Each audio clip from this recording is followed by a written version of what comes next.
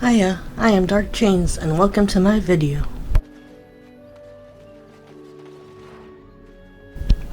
We continue our journey through Dragon Age Origins. Sten is not a name, is it? Do you always begin conversations this way? It's your rank, is it not? I have met a few Kunari in Antiva, you know. Not much for conversation, but some of them are quite easy on the eyes. Those are not Kunari. No? They are what then? Very large dwarves with comical accents? They wear the faces of Kunari, but they are Tal Vashoth, fiends of Saheron. They have abandoned the Qun. With titles like your own, though, which makes me curious. What is your name, then? Sten is enough. But it is not your name. It is who I am.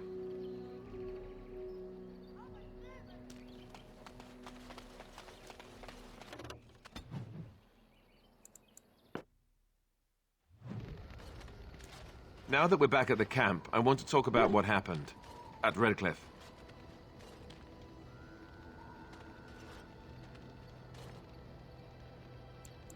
I just wanted to thank you.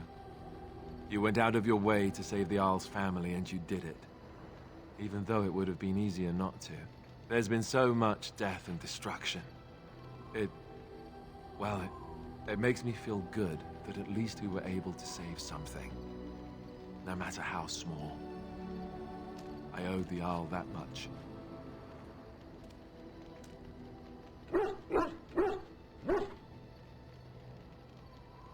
You're right. Hopefully, by that time, there's still enough of Ferelden left to save. Good. Now that the warm, fuzzy part of the day is over with, we can get back to the ritual dismemberments. Oh, wait, it's not Tuesday, is it?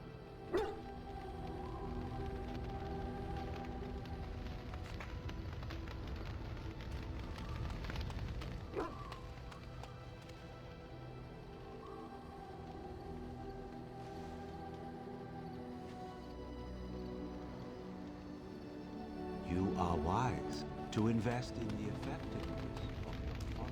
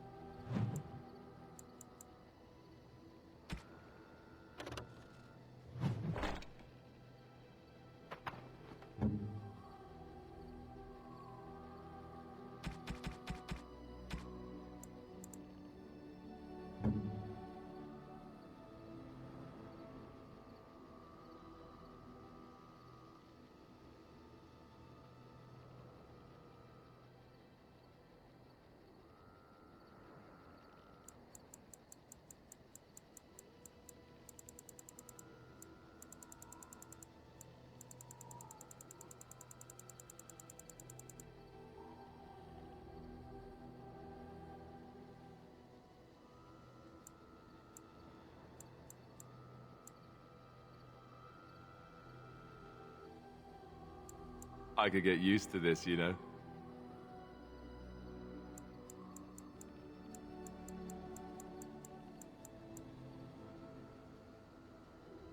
I could get used to this, you know?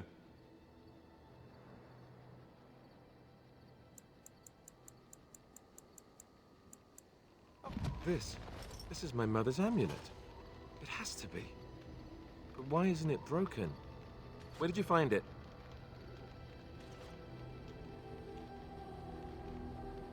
Oh, the Arl study? Then he must have found the amulet after I threw it at the wall. And he repaired it and kept it. I don't understand. Why would he do that?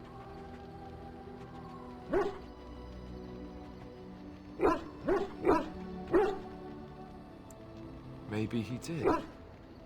He might even have brought it with him one of those times he came to see me at the monastery. Not that I would have given him a chance, as belligerent as I was to him. Thank you. I mean it. I thought I'd lost this to my own stupidity. I'll need to talk to him about this if he recovers from his... When he recovers, that is.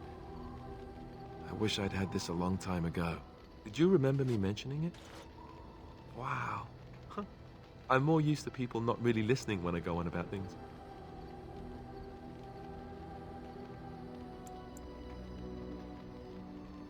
Right. Let's go then. And thanks again.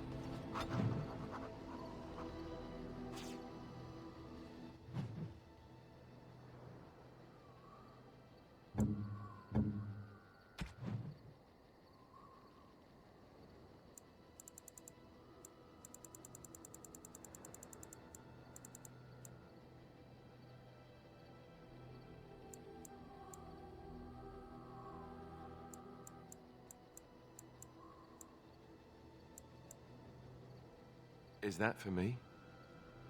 Really? Wow! Wow!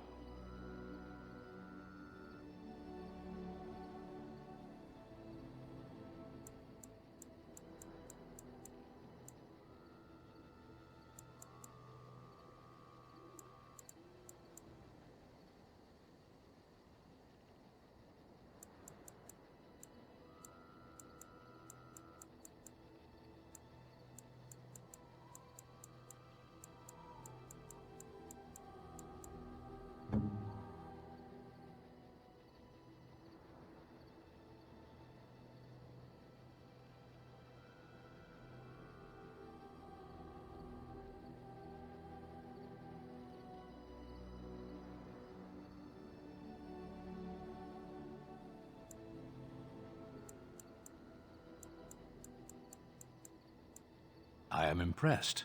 My thanks.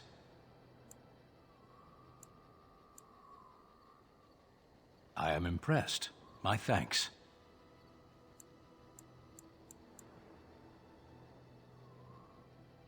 Unexpected. Thank you.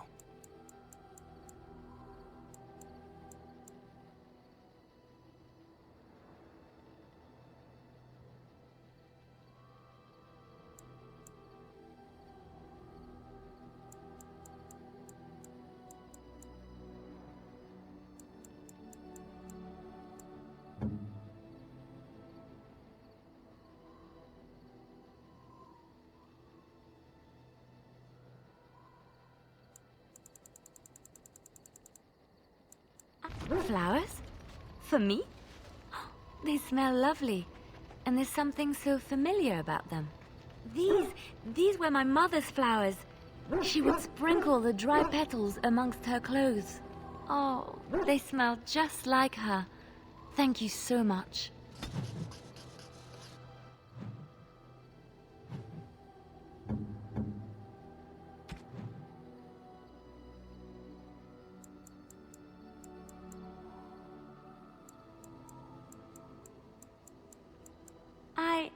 That's a wonderful thought.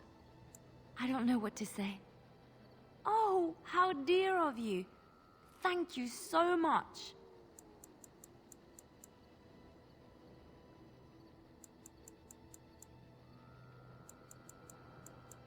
Oh, how dear of you. Thank you so much.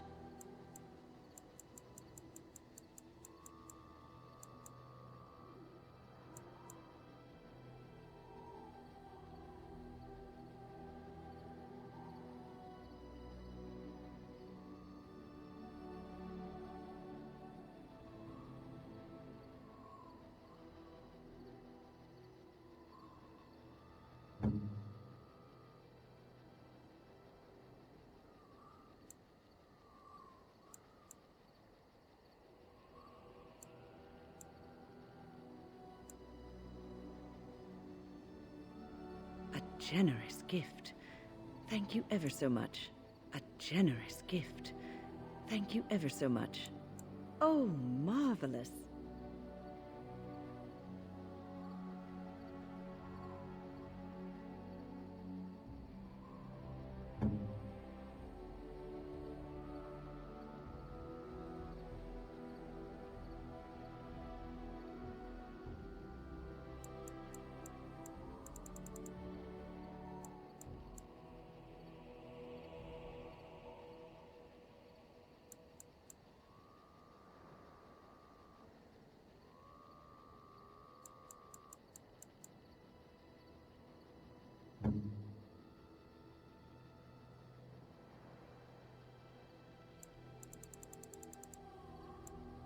What? You found Flemeth's grimoire? Ever since we discovered the condition of the Mage's Tower, I had wondered if it might be recoverable, but I had yet to speak of it to you. How fortunate that you found it on your own. You have my thanks. I will begin study of the tome immediately. Secrets. My mother has many of them, and this tome represents the one time that they were able to get away from her. I do not intend to squander this opportunity to learn more than Flemeth wished me to know. This should be interesting.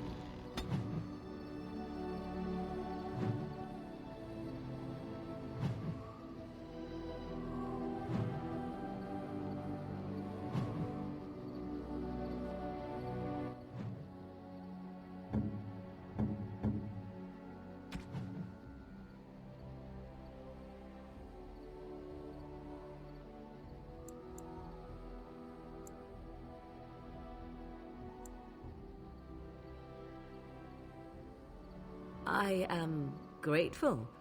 'Tis thoughtful indeed.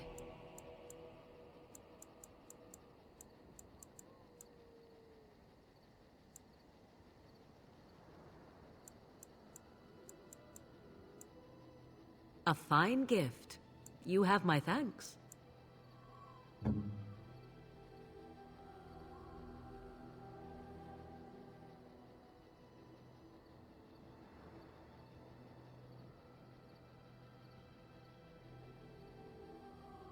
I shall treasure it. Thank you.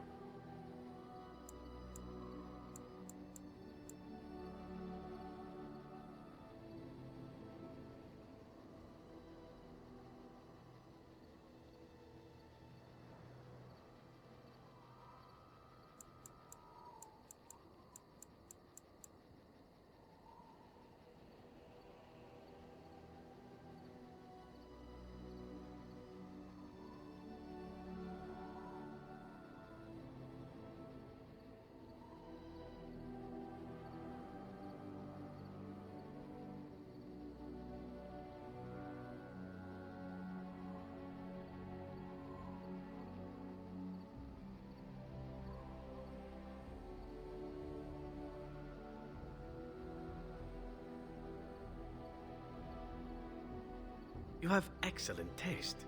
How nice. How nice.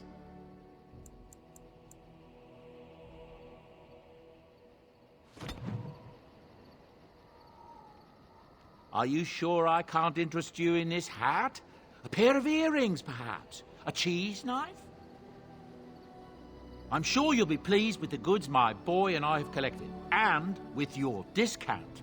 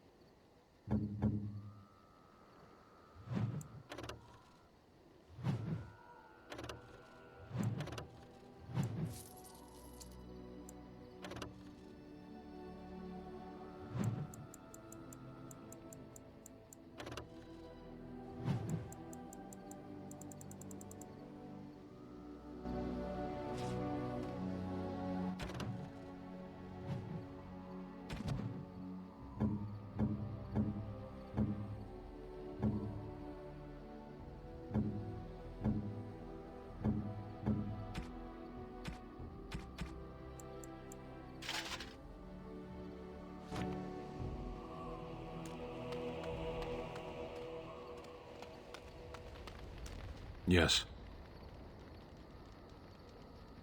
I am hardly surprised. Very well. Speak, then.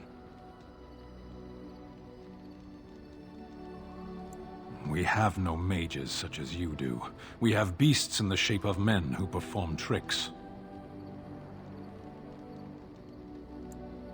We have mages, we simply don't have the sort you do. For the same reason that we do not light our own houses on fire, or invite locusts into our fields.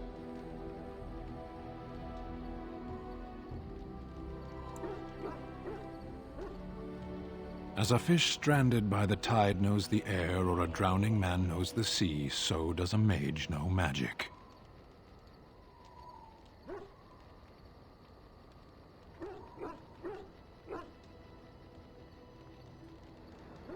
Parshera, are we going to fight the Darkspawn, or chatter until they grow bored and leave? Very well. I misspoke. They are not beasts. Beasts learn eventually.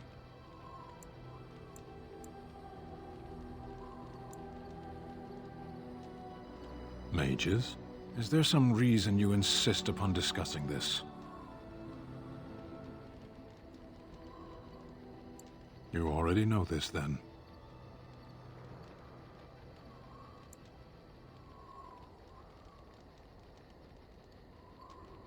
I know nothing of mages themselves, only their actions. There is no use talking of this. We should move on.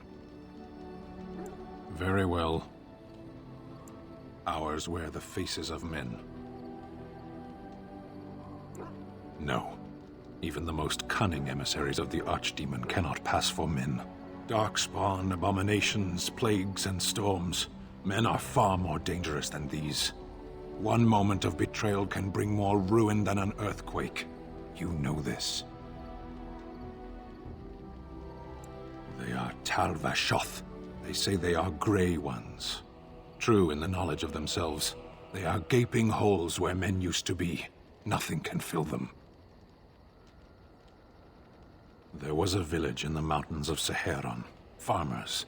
They grew cinnamon and nutmeg trees in perfectly ordered rows. There would always be one person waiting, a foreman, a harvester, rank didn't matter. Often they would say nothing. Simply watch as we worked to examine the empty house, a new one each time, that had once been the home of a colleague, a friend. We always made a point of searching. Now and then a body would turn up in a river eaten by rain and crows. More often we found nothing. Even in the worst parts of the jungle, the villagers would send someone with us to see the tiniest piece of bone or cloth. Anything contained the possibility of their lost friend. Must we speak of this? We could be fighting something. Very well. Isn't it the nature of a wound to bleed? I have no more answers than you. Why do we fight the Darkspawn? Why do the Darkspawn fight us? Now and then. Do the reasons matter? It makes little difference to those they fight. Tell me then, why do you fight? In the Antam, we are told of the enemy. Assume he loves as you love, hates as you hate, and fights just as hard as you. It's a lie, of course. But does that matter, so long as you stand and believe you know your enemy? The Tal Vashoth wish us dead, and we wish to go on living. The point of our war is war. Very well. Then I suggest we move on. As you wish. You know, maybe this isn't the best time to be thinking about this, but I've something to ask you. Chances are we'll be heading to Denerim soon. And when we're there, I wonder if we might be able to look someone up.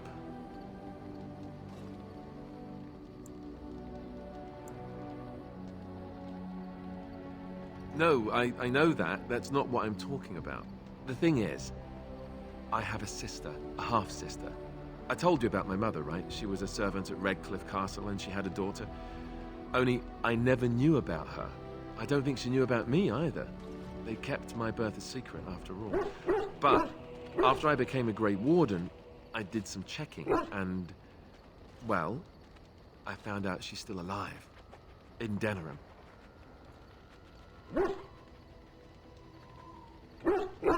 No. I thought about writing her, but I never did. And then we were called down to Ostagar, and I never got the chance. She's the only real family I have left. The only family not also mixed up in the whole royal thing. I've just been thinking that maybe it's time I went to see her. With the blight coming and everything, I don't know if I'll ever get another chance to see her. Maybe I can help her. Warn her about the danger, I don't know.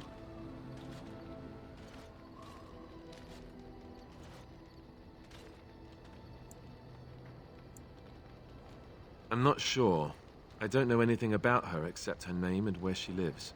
Her name is Goldana, and I think she remarried but still lives just outside the alienage. If we're in the area, then, well, it's worth a look. Something on your mind? Of course.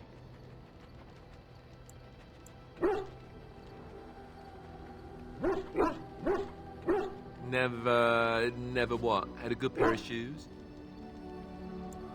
I'm not sure I do. Have I never seen a basilisk? Ate jellied ham? Have I never licked a lamppost in winter? Oh, so that's what we're talking about. Well, I admit I've never had a woman just come out and ask me like this, that's for sure. I, myself, never had the pleasure. Not that I haven't thought about it, of course. But, you know.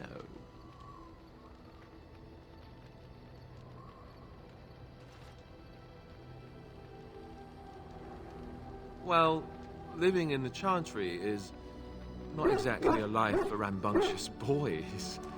They taught me to be a gentleman, especially in the presence of beautiful women such as yourself. That's not so bad, is it? Did I say beautiful? Do you have any particular opinion on my saying that?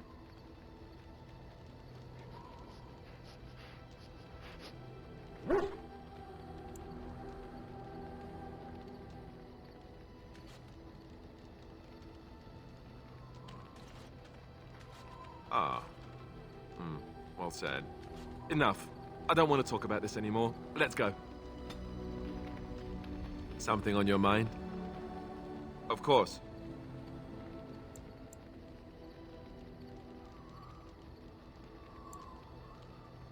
You mean other than becoming a Grey Warden?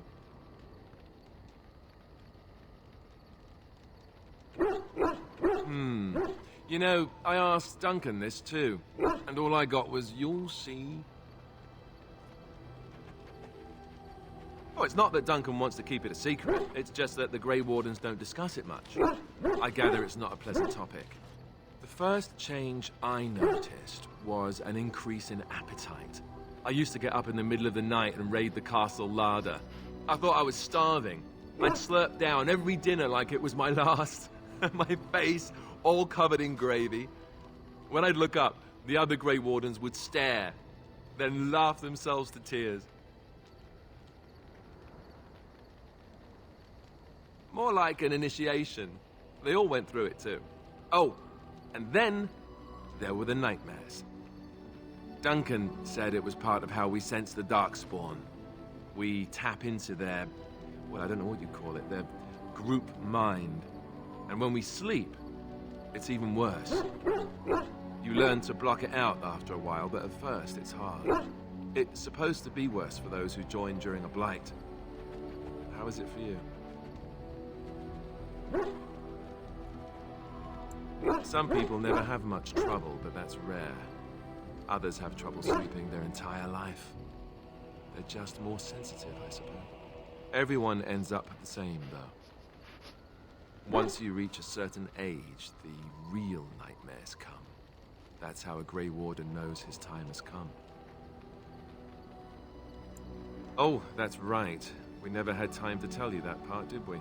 Well, in addition to all the other wonderful things about being a Grey Warden, you don't need to worry about dying from old age. You've got 30 years to live, give or take. The Taint, it's a death sentence. Ultimately, your body won't be able to take it. When the time comes, most Grey Wardens go to Orzammar and die in battle rather than, waiting. It's tradition. You'll always find Darkspawn down where the dwarves are. The oldest Grey Wardens head to the deep roads for one last glorious battle. Not that there's a shortage of Darkspawn during a blight, but that's the tradition. The dwarves respect us for it. And you wondered why we kept the joining a secret from the new recruits. And there you have it.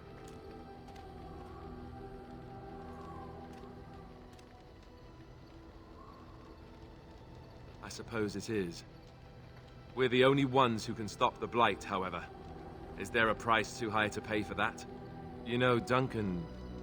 he started having the nightmares again. He told me that in private. He said it wouldn't be long before he'd go to Orzammar himself. I guess he got what he wanted. I just wish it had been something worthy of him.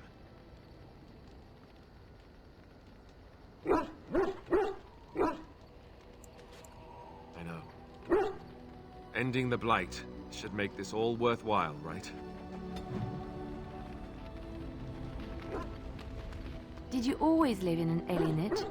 Was it very terrible? That is good to hear. I have never been to the Denerim alienage, but I hear that life is hard and there is so much squalor. In Orlais, most elven servants live in the homes of their masters, often in great wealth and luxury.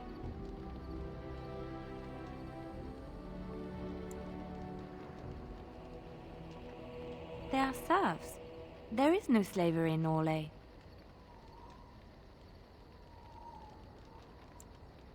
Elven servants are well compensated for their services. Some of them live richer lives than humans. A well-trained elven servant is highly valued in Orlais. They are nimble and dexterous, and many people find them pleasing to look at.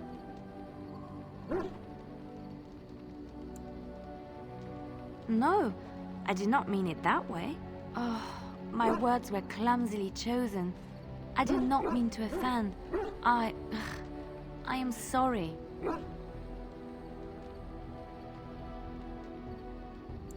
Of course. I am sorry if I implied otherwise. Thank you. You have given me a lot to think about. Have I ever told you I really like the way you wear your hair?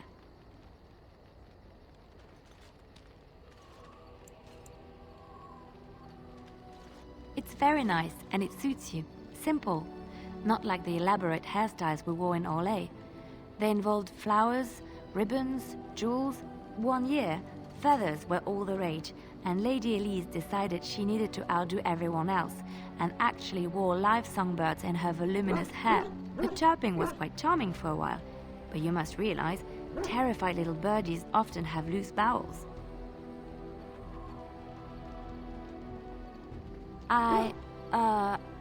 I'm not sure, but I was trying to say something nice to you, wasn't I? Oh, forgive me. My mind wanders so. It's just that I feel so comfortable talking to you, like I could say anything and you wouldn't judge me.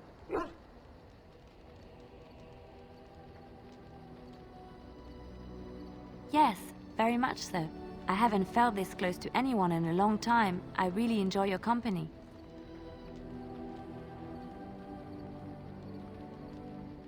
Thank you. I am honored that you feel that way. Something I can help with? Yes? What's on your mind?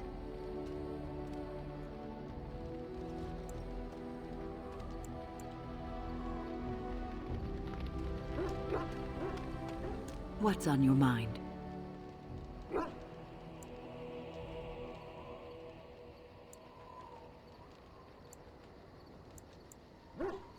Oh, yes, and thank you for asking. I'm feeling much better today. I suppose I must be. What's on your mind? Is something troubling you?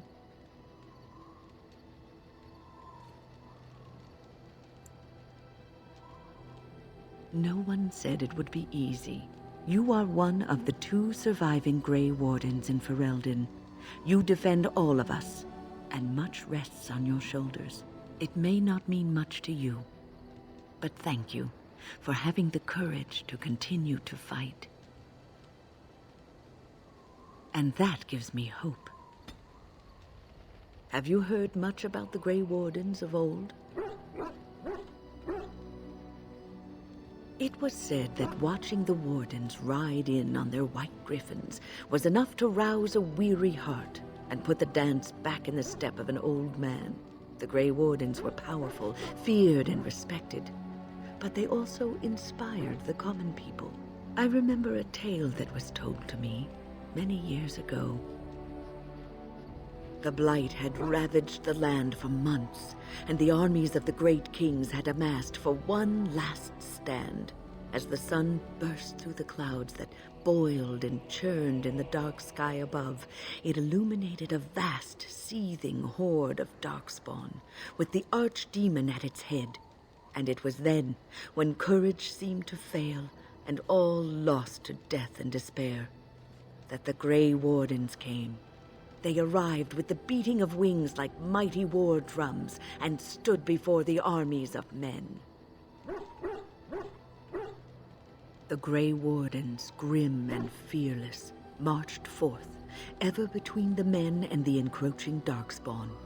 They formed a shield of their own bodies and held that line until the archdemon was dead and the last darkspawn lay trampled in the dirt. And then, demanding neither reward nor recognition for their sacrifice, the Grey Wardens departed. When the clouds finally rolled back and the sun shone full upon the blighted ground, the great kings knew that they had lost no men, and none of their blood had been spilled.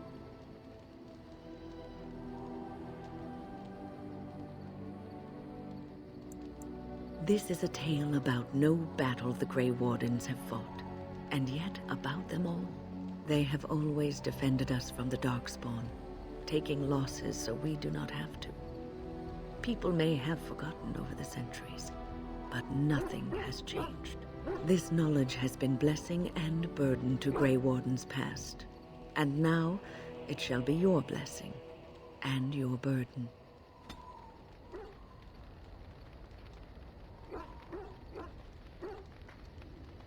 What's on your mind?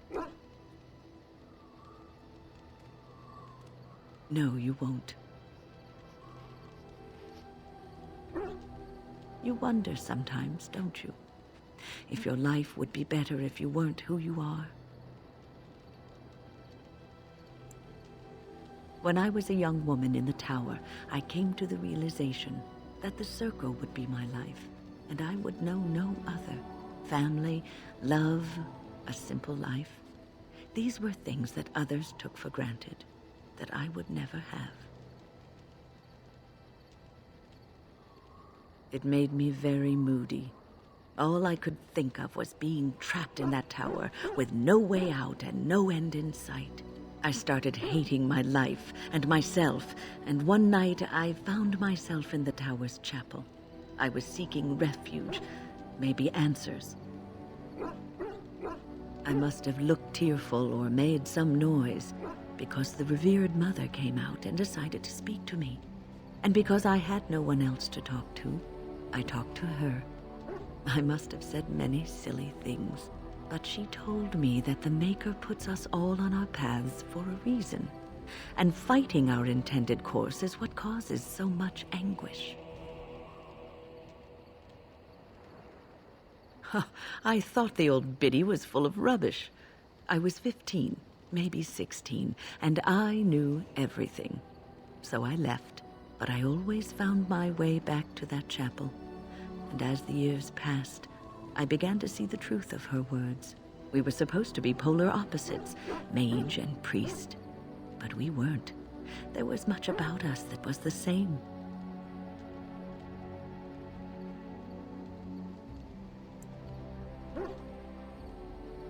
The revered mother had lived in the chantry all her life, as I had been in the tower for all of mine. She taught me that you can find your family in the people around you, that you can love your work and find fulfillment in duty, and there is joy even in self-sacrifice. If you put others before yourself, then their well-being is yours, and their happiness is your happiness.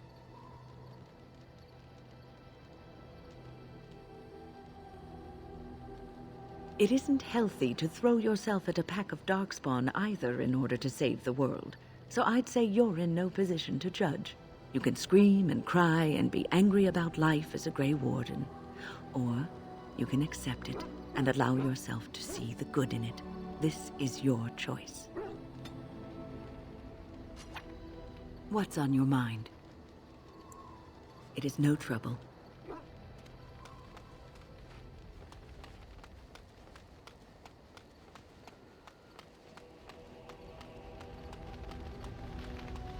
I await your command.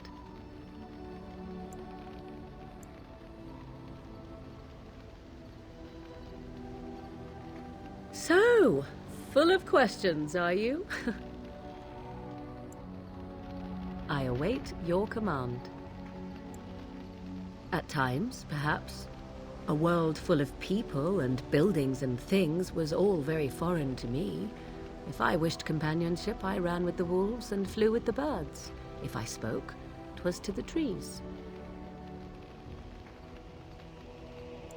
What did I have to compare it with? In time, I began to wonder, of course. I recall the first time I crept beyond the edge of the wilds.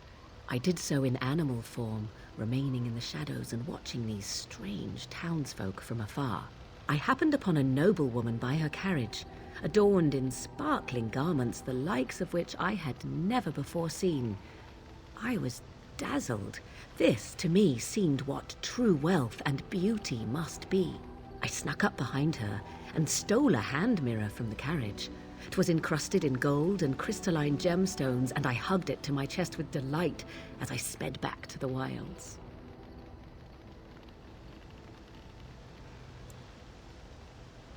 She was not. Flemeth was furious with me. I was a child and had not yet come into my full power, and I had risked discovery for the sake of a pretty bauble. To teach me a lesson, Flemeth took the mirror and smashed it upon the ground. I was heartbroken. And a foolish one.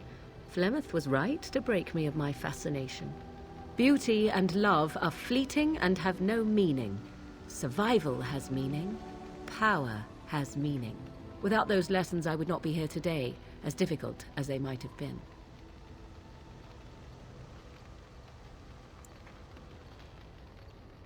Do I not? I am still an apostate mage, even if I have left the wilds. The Darkspawn are yet undefeated. No, there is much that remains. To return to your original question, perhaps my time in the wilds was indeed lonely, but such was how it had to be.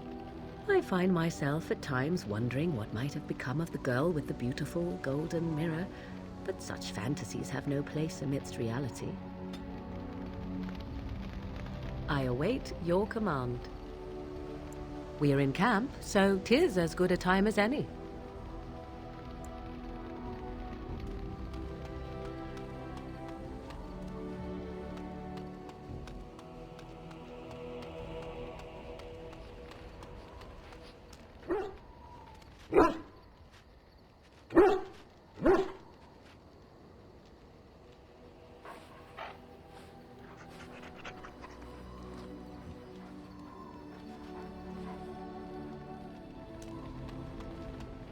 Here I am.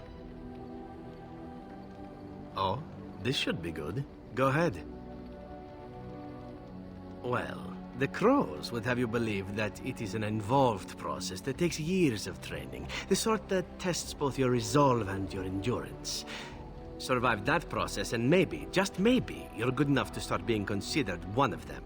But quite frankly, the truth is that all it requires is the desire to kill people for a living.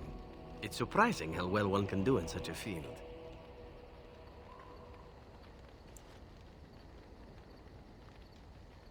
I don't know about that. It's simply a slightly different skill set from your average killer, as I see it.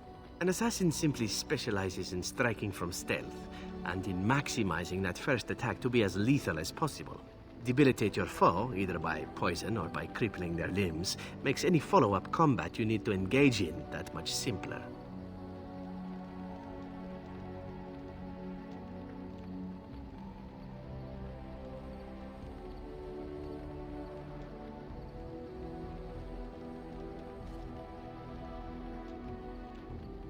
See?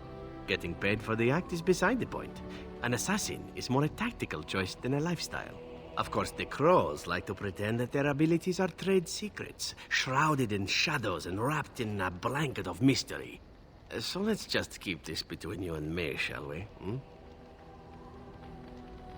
Here I am. Oh, I certainly could, but I won't. I swore to the crows that the things they taught me were to remain a secret. And while, yes, they are already angry at me, I'd rather not push things, you see.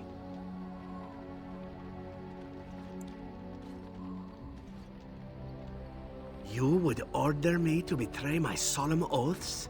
What an unexpected turn of events. Sadly, the answer is still no. Come now, you don't need this training. You seem to be able to slay things simply by staring at them hard enough. If you are truly insistent, well, let me think about it. The crows are already angry at me, yes? Who knows? Here I am. Oh, this should be good. Go ahead. Well now, I imagine that's a very fair question. Being an assassin, after all, is a living, at least as far as such things go. I was simply never given the opportunity to choose another way. So, if that choice presents itself, why should I not seize upon it?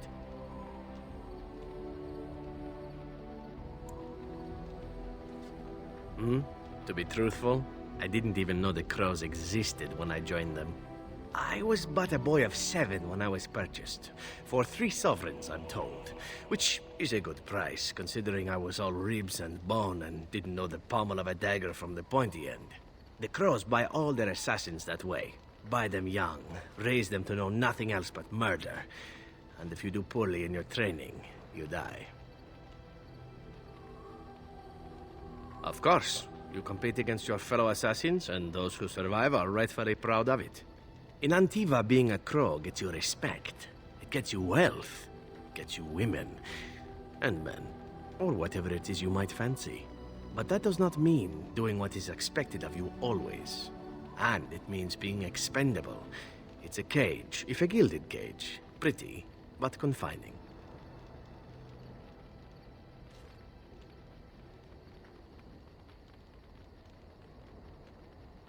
I fancy many things. I fancy things that are beautiful, and things that are strong. I fancy things that are dangerous and exciting. Would you be offended if I said I fancied you?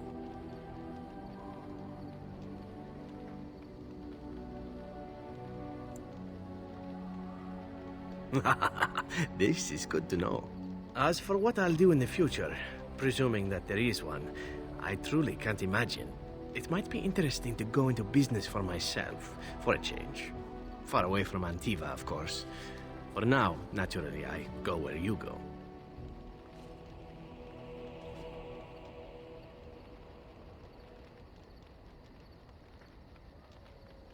Everything changes, my friend. Come now, enough chit-chat. Talking about the crows summons them, you know. Any Antivan fishwife could tell you so.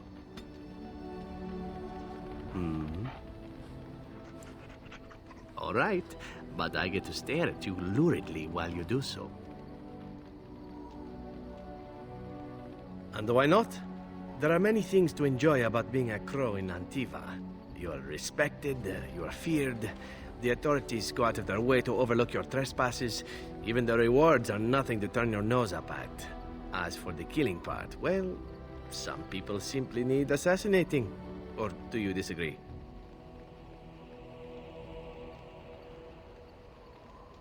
Now there's an interesting word, innocent. How many men do you know who can claim to be truly innocent? But if you're talking generalities, such as children and relatives and bystanders and such, never on purpose. But it happens. It's unfortunate, but death comes to us all. If not me, then some wasting disease, or a fall down the stairs, or at the hands of a darkspawn. It's all relative in the end.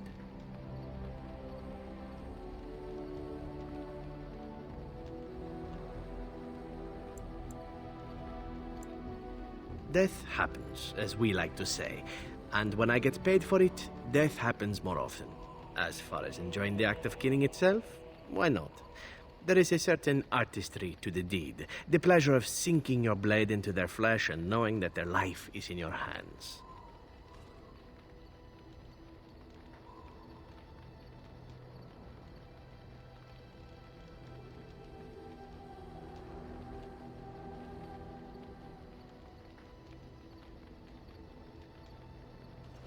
It is not pleasure, per se, nothing sexual. It is more a sense of satisfaction, a feeling of power. Does that make sense? No matter. There are many things I did not enjoy about being a crow, of course. Having no choice, being treated as an expendable commodity, the rules. Oh, so many rules. But simply being an assassin, I like it just fine. I will continue to do it if I can, even if I am not a crow. Honestly, could you picture me doing something else?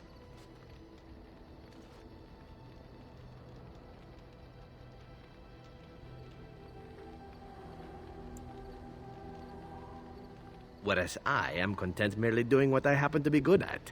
It's a talent that not many come by honestly. I don't see why I need not pursue it. Of course, all these thoughts are moot. Chances are still good that you and I will perish, eaten by darkspawn or slain by the crows at some point. Very gruesomely, I imagine. But it is pleasant enough to chat about. Come, let's move on while our boots still have some wear in them.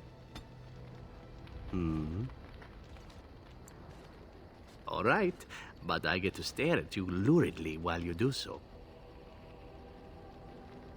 My adventures? I'm hardly an old man just returned from across the ocean, am I? Should I shake my fist at nearby children while I talk about the good old days? Falling down a flight of stairs is an adventure. Falling into someone's bed, also an adventure. I am assuming what you're looking for are professional anecdotes. Let's see, my second mission ever for the Crows was a bit intriguing. I was sent to kill a mage who had been meddling in politics.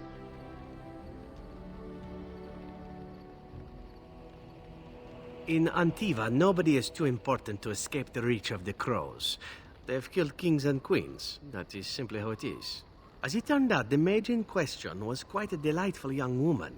Long, divine legs, as I recall. I caught her in a carriage on her way to escape to the provinces. After I killed her guard, she got down on her hands and knees and begged for her life. Rather aptly, I might add. So I joined her in the carriage for the night and left the next morning.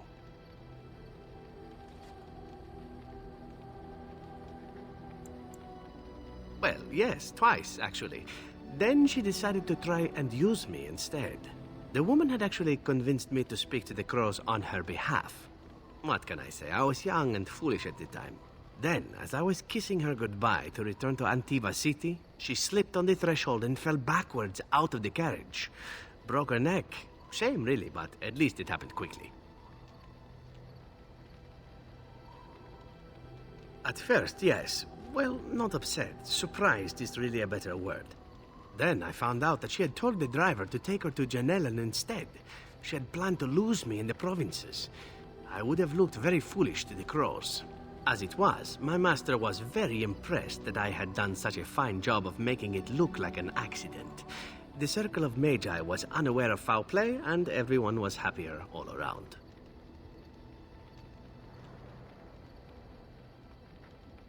I suppose, but she was dead.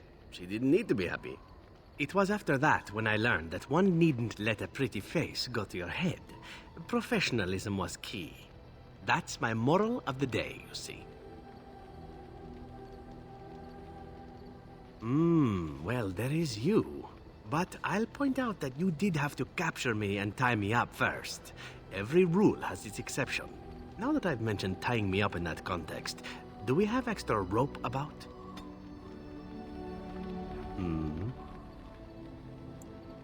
All right, but I get to stare at you luridly while you do so.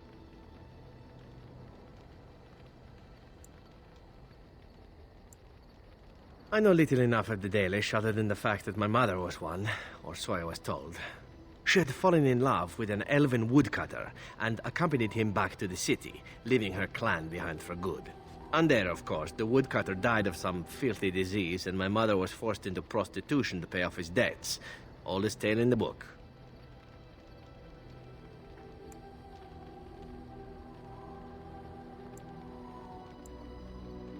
How should I know?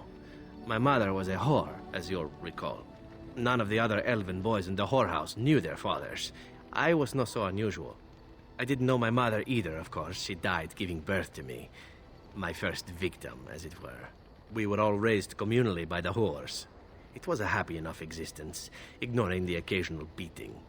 Until eventually I was sold to the crows. I brought a good price, so I hear.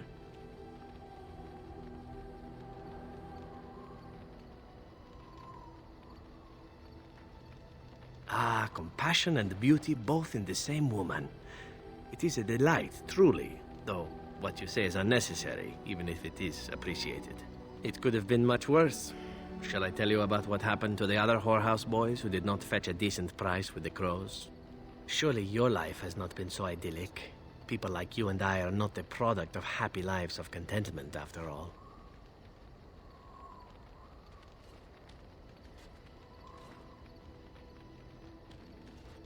My original point is that my mother's Dalish nature was always a point of fascination for me.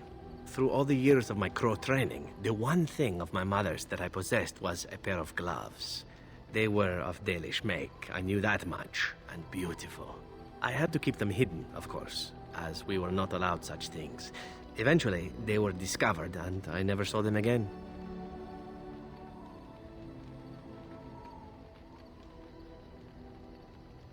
I don't feel anything about them. Oh, we heard about them in the city, even deep in Antiva. I even had the notion once to run off and join them. Naturally, the reality did not live up at all to the fantasies I had constructed as a boy, staring at those gloves. But such is life. Come, enough talk of the Dalish. Let us move on. All right, but I get to stare at you luridly while you do so. Oh, you wish to know about Antiva, do you? The only way to truly appreciate it would be to go there. It is a warm place, not cold and harsh like this Ferelden. In Antiva it rains often, but the flowers are always in bloom, or so the saying goes.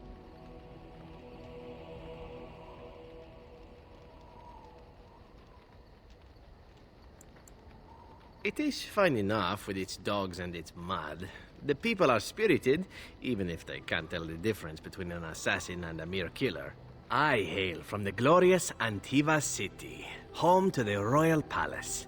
It is a glittering gem amidst the sand, my Antiva city. Do you come from someplace comparable?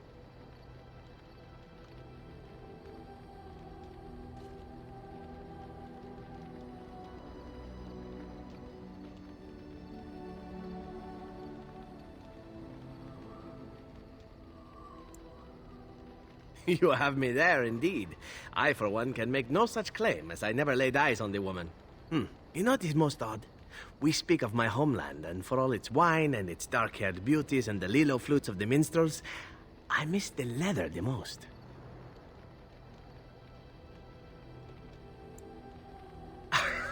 It may as well be.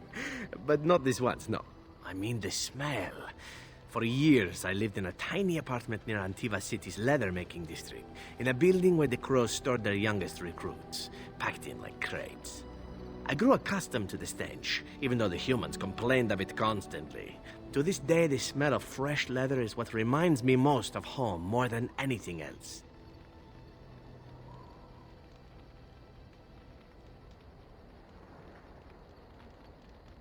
Oh, not so long, I know.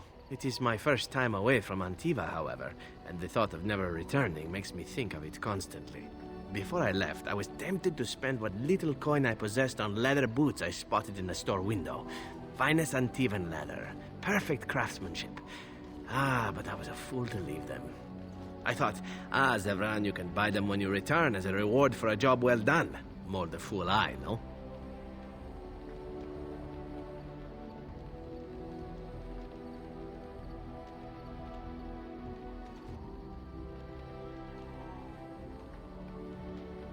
True, and it's a comforting thought. One simply never knows what is to come next. How could I have suspected I would end up defeated by a beautiful Grey Warden, a woman who then spares my life? I could not.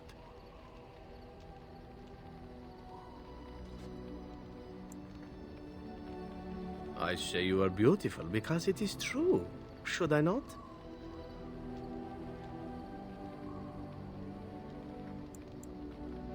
And glad I am to hear it. Now, if it is all the same to you, I would prefer not to speak more of Antiva. It makes me wistful and hungry for a proper meal. I've a question, if I may. Well, here's the thing. I swore an oath to serve you, yes? And I understand the quest you're on, and this is all very fine and well. My question pertains to what you intend to do with me once this business is over with, as a point of curiosity.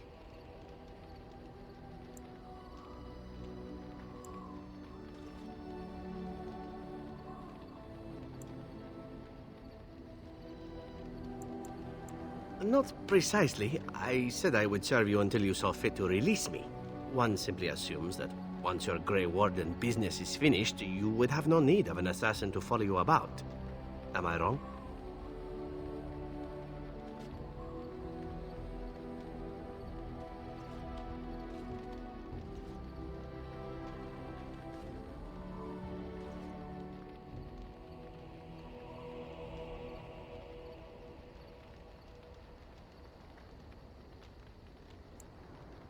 I'm sure I could come up with a few more if pressed. It is good to know what my options might be, but that is for another time. For now, we have much to do, yes?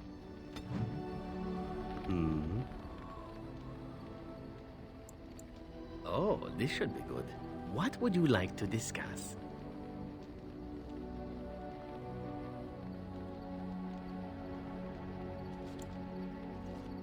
This could be a sensitive topic, my dear lady. Are you sure you wish to voyage there?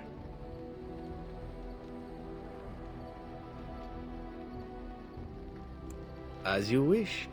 Let me start by saying that my history is varied, indeed. It has also not been restricted to women. Does that offend you? Perhaps. That is entirely up to you. I grew up amongst whores, my dear. Sex is best when done well, and truly, that is my only rule. Do I prefer women? Yes, I believe I do. But you must understand that a certain open-mindedness is sought by the Crows in their recruits, for very good reasons.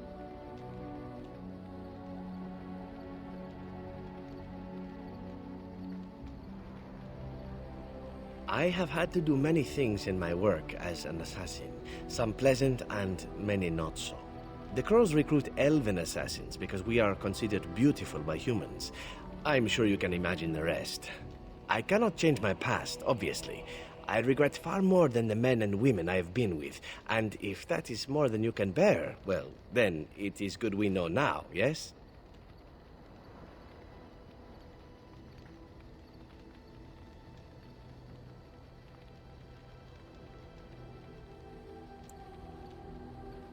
You're a better person than most, I suspect. Ah, enough talk of the past. It is what lies ahead that is important, no?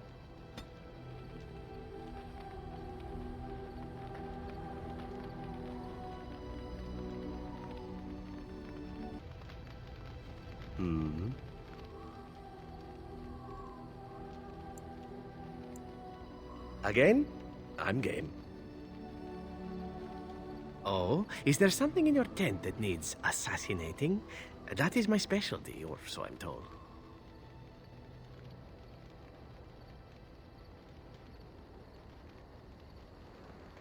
That's quite an offer, especially from such a beautiful woman, if we are both speaking of the same thing.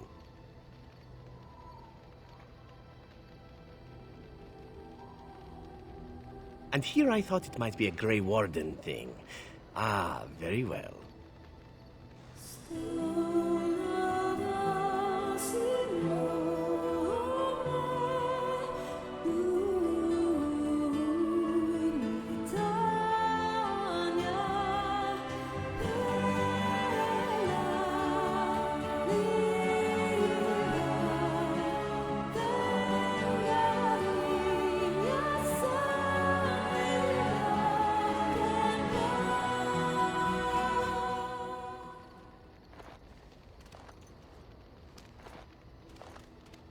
See, I knew this would happen eventually. I should have warned you right from the moment you refused to kill me. It was inevitable.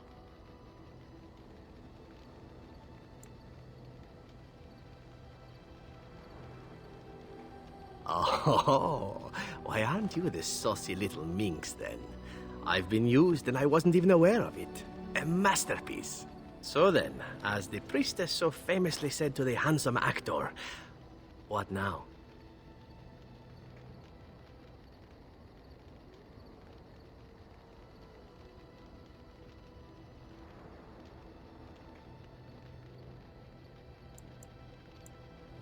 Allow me to make it simple for you, my Grey Warden. What comes next is entirely up to you. I was raised to take my pleasures where they could be found, for they do not come very often. I shall ask nothing more of you than you are willing to give.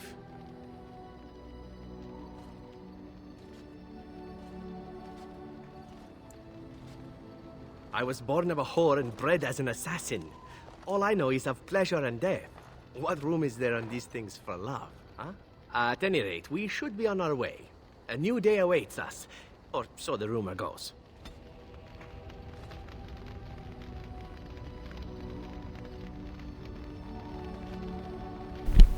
And that is the end of this video.